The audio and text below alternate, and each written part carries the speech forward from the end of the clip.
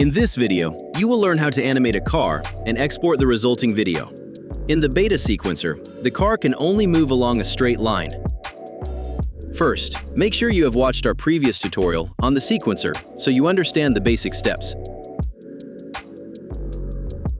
When your car is prepared, go to the editor, then Wheels, and enable the Rotate Wheels option.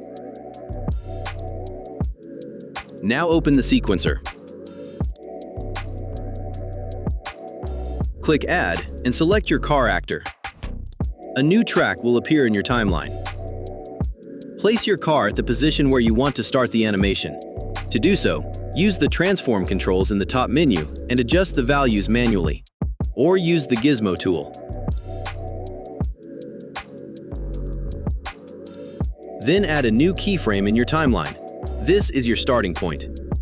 Now move the playhead further along the timeline and move the car to its final position.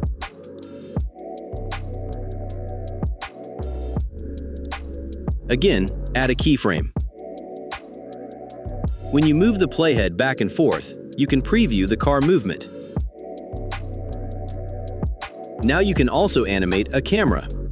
Click Add and select Create Camera. Make sure the camera track is at the top, above the car track in your timeline. Activate the camera and add the start and end keyframes.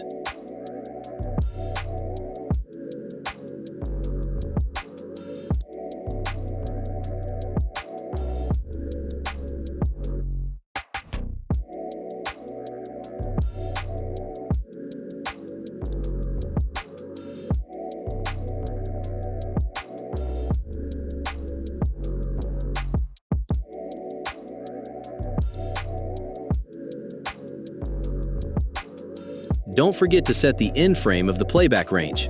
This is the red line marking the end of your video. Now you can export your video.